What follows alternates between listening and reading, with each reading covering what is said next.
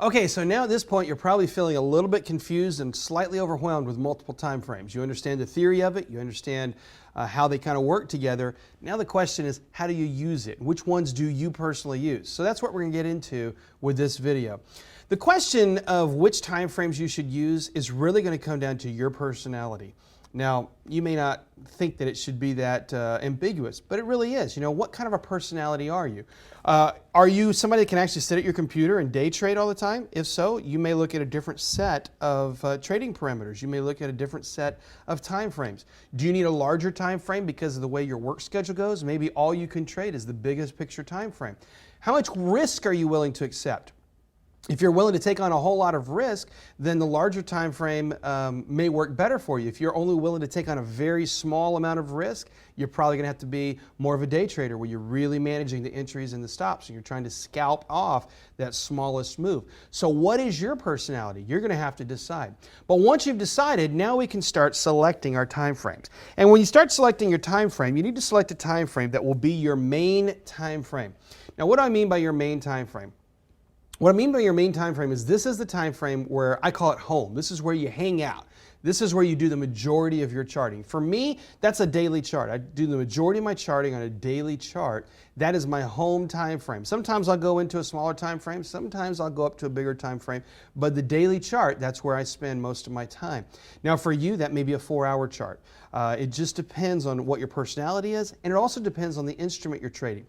For example, if you're trading a currency pair, currency really works better on smaller time frames. You probably want to look at a 4-hour chart or maybe a 1-hour chart or even lower as your home base in currency. If you're trading stock, you can definitely go up to the daily chart, and some people like to even go up to a weekly chart for their home time frame. But you've got to decide, what's your home time frame going to be? Now that time frame, that will be your main time frame. This will be your home, and this will be your base. Everything is going to build from that center time frame, okay?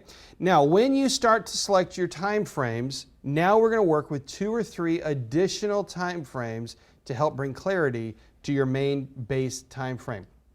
And what you want to do is you want to choose time frames that are going to work well together. So here is the rule. The general ratio is approximately a ratio of times 4. So you've got a 15-minute, a 1-hour, and a 4-hour. Those work together. For example, 4 times 15 minutes is 1 hour.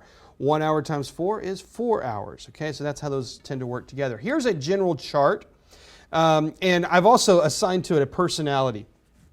I don't know if these personalities are really accurate, but I put it in there. If you come down here to first look at the main view in this picture. You see where it says main view? And if your main view is daily, this is what I would call a slow swinging trader.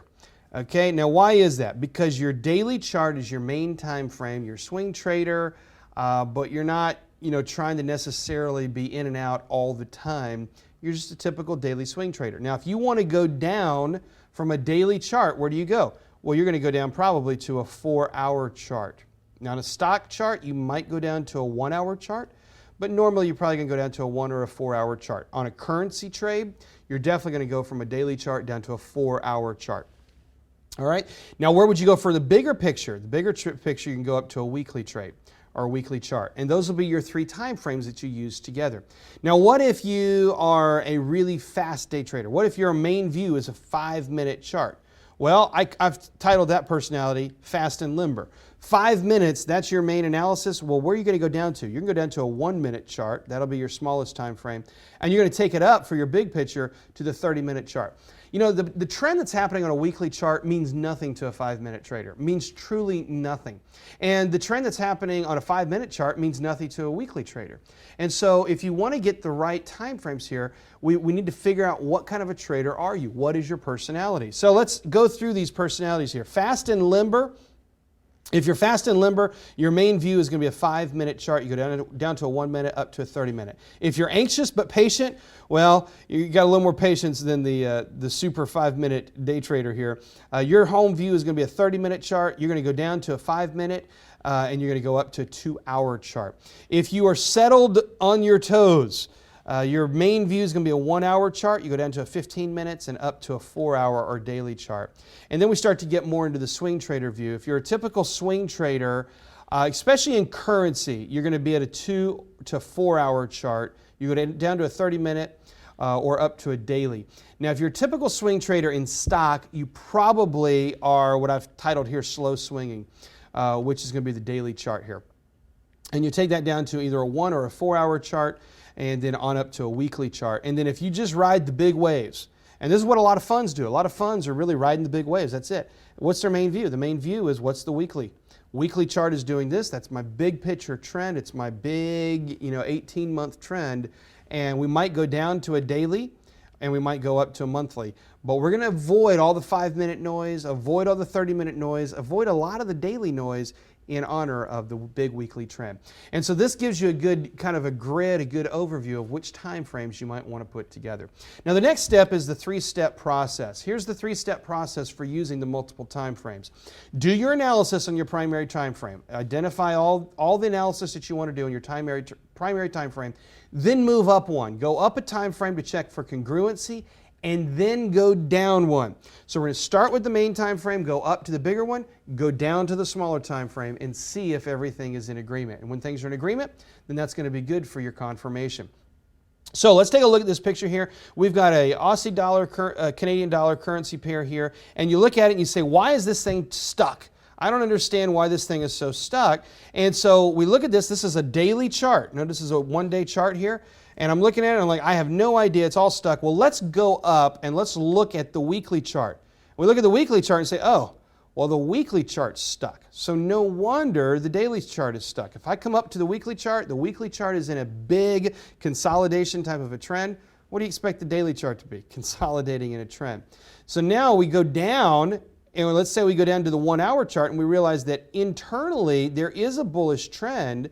The hourly chart shows a bullish trend. It's just that we're stuck inside that daily picture here. So to get the clarification on this chart, you really had to come down to an hourly chart. And if you wanted to trade a stock that is, or in this case a currency that is that stuck in a consolidation, you're going to have to go down to an hourly chart or even lower to find a trend that's active that you can actually trade. Now let's watch what happens 2 days later. First, take a note here. Note these 2 peaks. You see these 2 peaks? We're going to shift this all forward and we're going to run 2 more days worth of data on the chart. So you ready? Okay, now those 2 peaks that I just drew, here's those 2 peaks here. We were in a bullish trend. Well, now the hourly chart has shifted. It's now in a bearish trend. You see that bearish trend that's clear on the hourly chart? Now watch. Let's go back to the daily chart, back to home base, and we're stuck again. Now why are we stuck on the daily chart? Well, if we go up to the weekly chart, we're still stuck. So you see what's happening is internally there's some trends happening. The 1-hour chart has some trends, but the daily chart is still stuck, and the daily chart is a reflection, in this case, of the weekly chart. Both the daily and the weekly are stuck, and if you're looking to get into a big primary trend, the weekly and the daily are telling you there's no trend going on.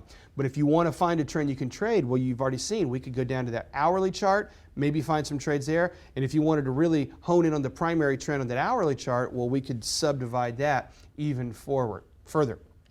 Now watch what happens on this daily chart. Run it forward a few days, and now on November 25th, that daily chart breaks free. Now notice we got all of the clear signals that we've been looking for. We're below the clouds. Clouds are all pointing down. We're in the clear with the Chiku span.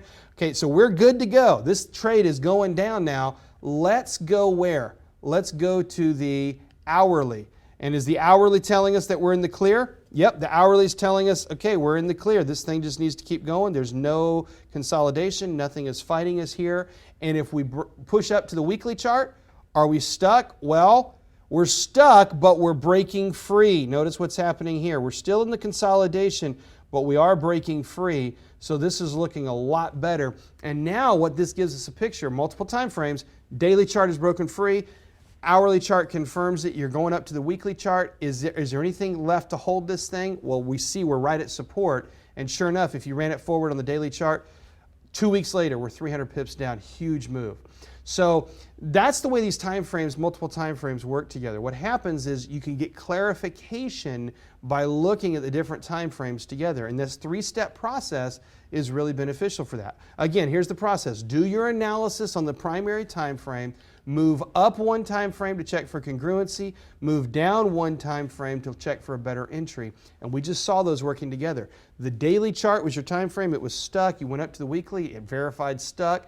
Go down to the hourly. You see, hey, there's some opportunity here.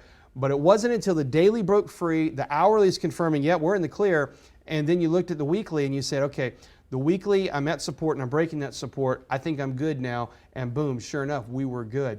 And so that's how the multiple time frames help. Multiple time frames can help get clarification into when these trends are all really getting into sync and all working together.